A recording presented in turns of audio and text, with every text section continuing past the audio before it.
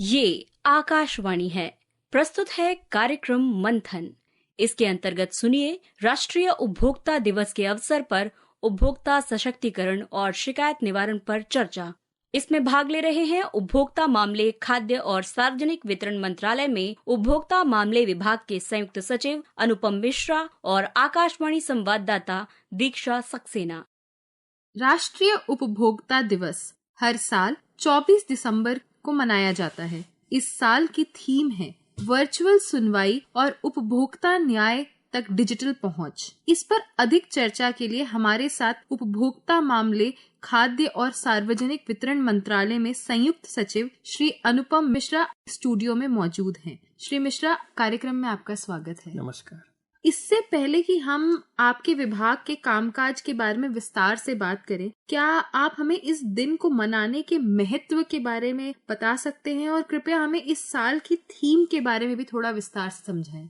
सर्वप्रथम आज हम आपके समस्त श्रोताओं को नेशनल कंज्यूमर डे 2024 की हार्दिक बधाइयां देते हैं। नेशनल कंज्यूमर डे हर वर्ष 24 दिसंबर को मनाया जाता है। तो इसी दिन 1986 में कंज्यूमर प्रोटेक्शन एक्ट सर्वप्रथम प्रेसिडेंट के द्वारा उनका सिग्नेचर किया गया था एंड वो इस दिन इनैक्ट हुआ था। उसके बाद से हर दिन 24 दिसंबर को हम ये नेशनल कंज्यूमर डे के रूप में मनाते हैं। इस वर्ष का जो थीम है नेशनल कंज्यूमर डे का, वो है virtual hearing and digital access to consumer justice.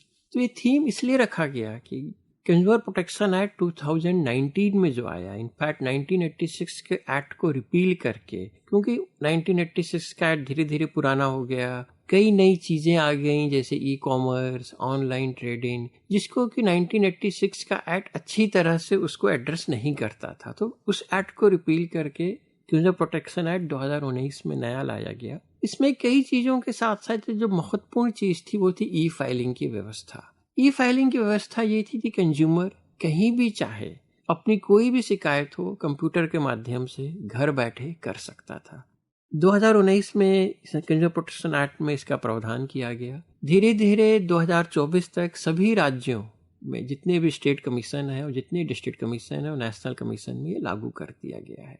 अब जो एक्ट की मुख्य धारणा थी कि कंज्यूमर को hassle free, speedy, cost effective justice provide किया जाए। तो ये कभी संभव है जब कंज्यूमर को अपने केसेस के निपटारण के लिए कंज्यूमर कमीशन में ना जाना पड़े, और ये हो सकता है डिजिटल एक्सेस के माध्यम से। तो इसमें एक है आपके लिए ई फाइलिंग की सुविधा की गई। दूसरा जो एक हमने प्रावधान जो शुरू किया, हमने पहल शुरू की 2024 में, वो थी सभी स्टेट कमीशंस और नेशनल कमीशंस को वर्चुअल हियरिंग के लिए वीसी फैसिलिटी देना हाइब्रिड मोड से। तो आज नेशनल कमीशन की 10 बेंचों में, स्टेट कमीशन की 35 जिलों में, 35 राज्यों में ये वर्चुअल हियरिंग की सुविधा हमने वीसी के माध्यम से प्रोवाइड की है। तो कंज्यूमर अपना केस भी ऑनलाइन फाइल कर सकता है, वो चाहे तो स्वयं वीसी के माध्यम से अपने केस के बारे में सुनवाई भी कर सकता है। तो ये हमारे इस थीम का इस वर्ष का महत्व है।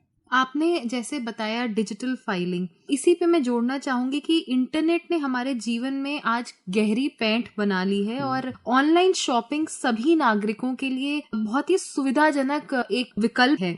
उपभोक्ताओं को डार्क पैटर्न से बचाने के लिए आज जागो ग्राहक जागो ऐप, जागृति ऐप और जागृति डैशबोर्ड भी लॉन्च किया गया। यहाँ मैं आपसे ये समझना चाहूंगी कि पहली बात तो ये डार्क पैटर्न क्या है और आपके विभाग ने डार्क पैटर्न कैसे आइडेंटिफाई किया, और कृपया आप हमें इन तीनों एप्स के बारे में भी थोड़ी जानकारी दें ताकि जो हमारे श्रोता हैं वो किसी भी गलत चीज में फंसने से बच सकें। ये आपने बहुत ही अच्छा सवाल पूछा। आज हम जान रहे हैं कि सभी लोग अपनी हर एक खरीदारी हम ई कॉमर्स के माध्यम से करते हैं। जब हम ई कॉमर्स के माध्यम से, जहाँ की हमें बहुत सुविधा हो गई, घर बैठे आपको सामान आ जा रहा है, इसी के कारण धीरे धीरे कई नई तरह की अनफेयर ट्रेड प्रैक्टिस भी मार्केट में चलन में आई हैं। उनमें एक प्रैक्टिस को बोला जाता है डार्क पैटर्न। ये डार्क पैटर्न क्या है, आई थिंक मैं आपको श्रोताओं को सबको बताना चाहूंगा। जब एक ऑनलाइन प्लेटफॉर्म एक ऐसी ट्रिक यूज करता है कि आप सही से निर्णय ना ले सकें, उनको डार्क पैटर्न कहा जाता है। जैसे कि यदि हम किसी ई कॉमर्स प्लेटफॉर्म में जाते हैं, हमें दिखाई देता है आखिरी 4 कमरे ही बचे हैं, तो हमें लगता है कि आखिरी ही 4 कमरे बचे हैं, जल्दी बुक कर लो नहीं तो ये प्राइस चली जाएगी। यदि ये सही में आखिरी 4 कमरे बचे हैं तब तो ये सही इंफॉर्मेशन दी जा रही है। यदि वो 4 कमरे हम बुक भी कर लें उसके बाद भी 4 कमरे दिखा रहा है, एक डार्क पैटर्न है कि फॉल्स अर्जेंसी की हम शिकार हो गए हैं। कई बार आपके श्रोता भी अनुभव किए होंगे कि किसी ई कॉमर्स प्लेटफॉर्म में सब्सक्राइब करना तो बहुत आसान होता है, 2 क्लिक 3 क्लिक में हम सब्सक्राइब कर लेते हैं। पर यदि हमें सब्सक्राइब आउट करना है कि हमें उससे ईमेल नहीं चाहिए, हमें उसमें खरीदारी नहीं करना है, आप उसके लिए सब्सक्रिप्शन क्लोज करना चाहते हैं, बहुत मुश्किल होती है, मिलता ही नहीं है। इसको कहा जाता है सब्सक्रिप्शन ट्रैप, डार्क पैटर्न। दूसरी तरह का डार्क पैटर्न है जिसको हम बोलते हैं ट्रिक क्वेश्चंस। आपसे ऐसा सवाल पूछा जाएगा, आपको 2 ऑप्शन दिए जाएंगे, दोनों ऑप्शन का अर्थ एक ही होगा। तो हमने अपने विभाग में एक कमेटी बनाई, उस कमेटी ने इंटरनेशनल बेस्ट प्रैक्टिसेज स्टडी की, हमारे देश में जो ई कॉमर्स प्लेटफॉर्म पर जिस तरह की व्यवस्थाएं की उनको स्टडी की, ई कॉमर्स के प्लेटफॉर्म से चर्चा की और उन्होंने 10 डार्क पैटर्न्स आइडेंटिफाई किए। हमने जब ये पेपर पब्लिक कंसल्टेशन के लिए रखा तो पब्लिक ने 3 और डार्क पैटर्न्स हमें बता दिए। तो इसलिए हमने अपने रूल्स में 13 डार्क पैटर्न चिन्हित किए हैं। ये वे डार्क पैटर्न है जिससे कि कंज्यूमर को सचेत रहना चाहिए कि वो ई कॉमर्स प्लेटफॉर्म पर कोई खरीदारी कर रहा है तो इनके झांसे में ना आए। शायद भारत विश्व का पहला एक ऐसा देश होगा जिसने डार्क पैटर्न्स को चिन्हित भी किया है और साथ ही साथ रूल्स भी बनाए हैं कि ई कॉमर्स प्लेटफॉर्म इन डार्क पैटर्न्स को ना अपनाए। तो डार्क पैटर्न की समस्या को डील करने के कई चरण हैं। एक चरण है आपने रूल बनाया कि ई कॉमर्स प्लेटफॉर्म इसको ना करें।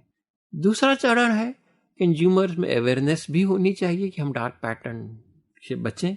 इसके लिए हमने अपने जागो ग्राहक जागो, अपने ट्विटर हैंडल और अपने कई पब्लिसिटी मटेरियल बनाया जो हम स्टेट्स को और कंज्यूमर्स को समय समय पर शेयर करते हैं। थर्ड इम्पॉर्टेंट चीज है टेक्नोलॉजी। तो हमने इसमें डार्क पैटर्न का जो आज हमने ऐप बनाया है, हमने एक डार्क पैटर्न हैकाथॉन कराया था 2023 में BHU IIT के माध्यम से। इसमें देश के करीब 150 से ज़्यादा जो प्रीमियर टेक्नोलॉजी NITs हैं, जो IITs हैं, उन्होंने पार्टिसिपेट किया। उन लोगों ने हमें सॉल्यूशंस दिए कि डार्क पैटर्न की हम कैसे पहचान कर सकते हैं किसी ऐप के द्वारा, किसी वेब एक्सटेंशन के द्वारा। इन लोगों ने कई हमें सुझाव दिए। उनमें से हमने 5 जो सबसे प्रमुख सुझाव थे उसको आइडेंटिफाई किया।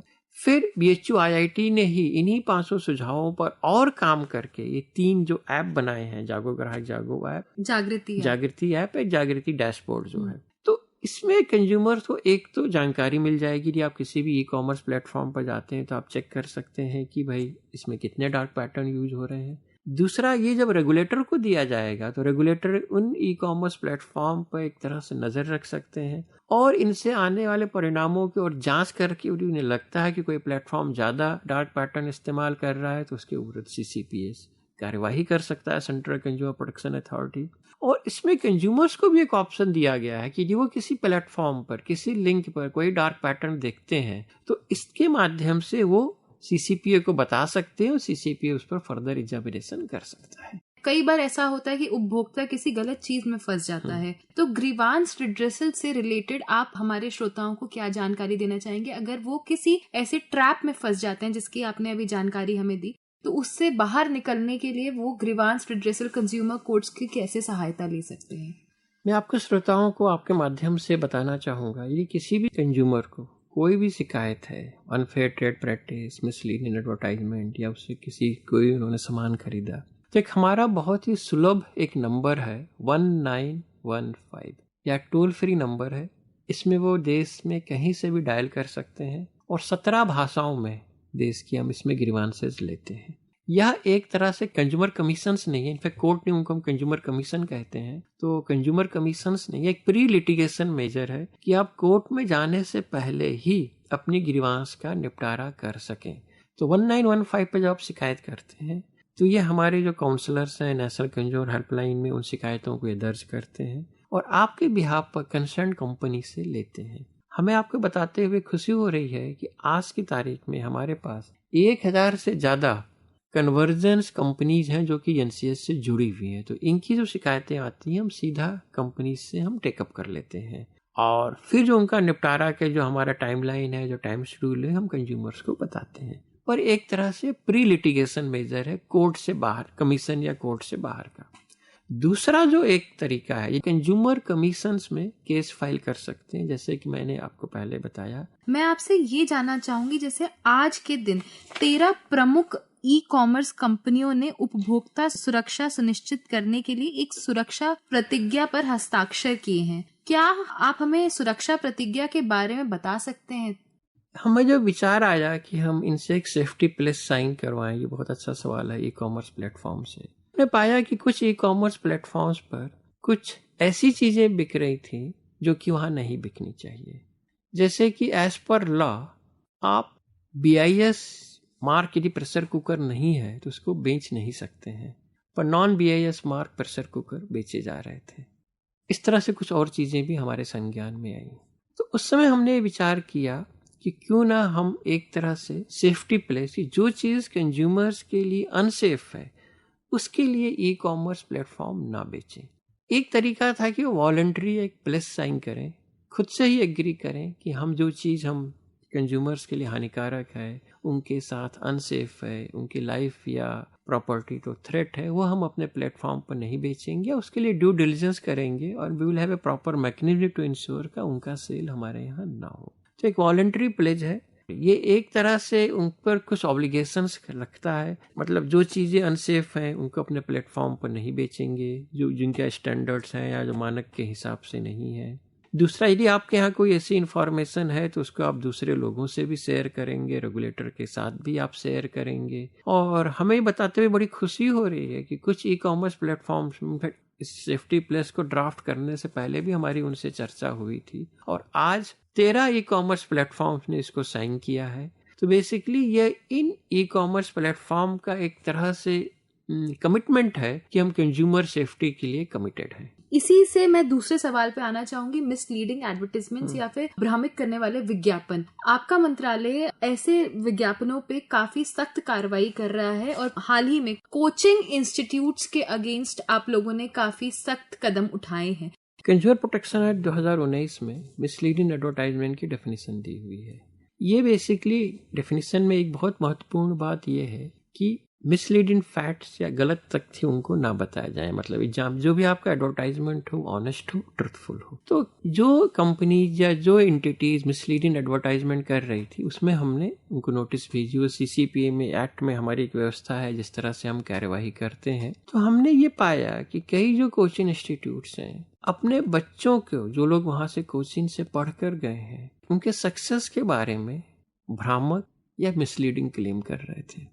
हमने ये पाया कि जैसे कि हम जानते हैं UPSC के एग्जाम में 3 स्टेजेज होते हैं। एक प्री होता है, प्रीलिमिनरी, एक मेंस होता है, उसके बाद इंटरव्यू होते हैं। कुछ कोचिंग इंस्टीट्यूट्स, जो लोग इंटरव्यू में जिनको कॉल आ जाता था, उनको इंटरव्यू के लिए कोचिंग ट्रेनिंग 1 दिन की या कुछ घंटों की या कुछ दिनों की देते थे। फिर उनके एडवर्टाइजमेंट आते थे तो उन बच्चों को इस तरह से दिखाया जाता था जैसे कि इन पूरे बच्चों को उन्होंने ही UPSC सिलेक्शन के लिए तैयारी की। हमें उनके विज्ञापन में कोई आपत्ति नहीं है। हमारा ये कहना है, यदि आपने उस बच्चे को सिर्फ इंटरव्यू गाइडेंस प्रोग्राम के लिए मान लीजिए ट्रेन किया है तो आप लिख दीजिए he had only taken part in the interview guidance programme. जितना सच है उतना जितना सच है बताइए, आप ऑनेस्टली बताइए। आपके एडवर्टाइजमेंट देखने से जो कंज्यूमर है या जो कोई स्टूडेंट है जिसको ये डिसाइड करना है कि हमें कहाँ ज्वाइन करना है, ही गेट से इम्प्रेशन की तो पूरा प्री या मेंस ही यहाँ से आया। तो एडवर्टाइजमेंट करें, आपका राइट है, but advertisement should be truthful. हम एक विस्तृत रूप से गाइडलाइंस भी लेकर आए हैं कोचिंग सेक्टर के बारे में मिसलीडिंग एडवर्टाइजमेंट की। उसमें हमने कई प्रावधान किए हैं। एक तो ये है कि आप एडवर्टाइजमेंट में सही सही बताएंगे, और दूसरा एक महत्वपूर्ण प्रावधान ये है, यदि आप किसी बच्चे का फोटोग्राफ अपने एडवर्टाइजमेंट में यूज कर रहे हैं तो ये उसका कंसेंट आपको उसके सिलेक्शन के बाद लेना है। ये कंसेंट यदि आपने उससे पहले ले लिया है तो कंसेंट वैलिड नहीं माना जाएगा। राष्ट्रीय उपभोक्ता दिवस की सभी श्रोताओं को हार्दिक बधाई। और श्री अनुपम मिश्र जी, आप हमारे स्टूडियो में आए, आपने हमें इतने विस्तार में सारी जानकारी दी, उसके लिए आपका बहुत बहुत धन्यवाद। धन्यवाद।